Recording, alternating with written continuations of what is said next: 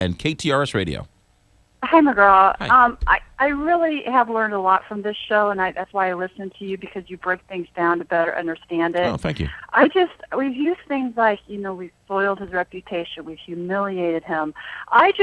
Maybe I'm naive, but I didn't know that, number one, what religion you are has that much effect on who we vote into office. Right. And number two, I didn't know that being Jewish is such a bad thing that it would make me want to go shoot myself if you accuse me of being that religion. Right. I mean, if I said to you, I'm going to spread rumors that McGraw's Catholic, don't do that. I'll shoot myself. I'm trying to get into office. Right. I just don't understand. It's a great question, and it kind of gets lost in all of this, in sort of understanding of all this. And if I can just take a second, let's take one part first, and that is the Jewish part. For you and me, and for most normal thinking Americans, being Jewish doesn't matter. But there are some that it matters to. I'm not going to say who they are, but for some, just like it shouldn't matter that the person is African American, right? It shouldn't matter. But for some people, it does. It just does. Rightly or wrongly, it does.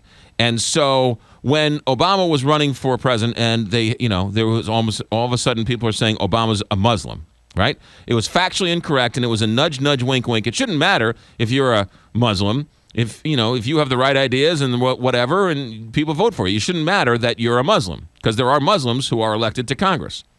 But it was a nudge, nudge, wink, wink.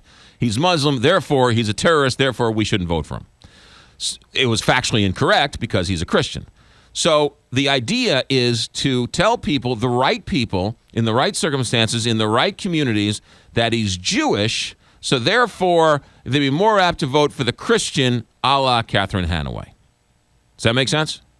It does. Okay. It's just a sad commentary. It is. It absolutely is. Now, Tom Schweich, I didn't know him very well, but I know people who knew him very well. And while he was proud of his grandfather's heritage of being Jewish, his grandfather taught him about anti-Semitism, and you always have to stand up, and so on and so forth. Well, being called Jewish it's not an insult.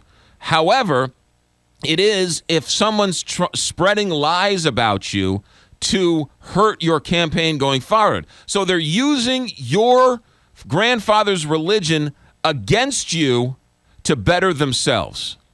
And that's what was so upsetting to Tom Schweich. He was fighting ghosts. He didn't know where these whispers were coming from, and he didn't know how to stop it. And so he was angry. Now, that has nothing to do with the fact that he took his own life. Clearly, he was dealing with some issues. But you can certainly see why he was frustrated and angry, because he was fighting ghosts, because he couldn't fight what he couldn't see. I love your show. Thanks for explaining it to us. Kathy, thank you very much. Have a great weekend, everybody. We'll do it all again Monday. A tout à l'heure.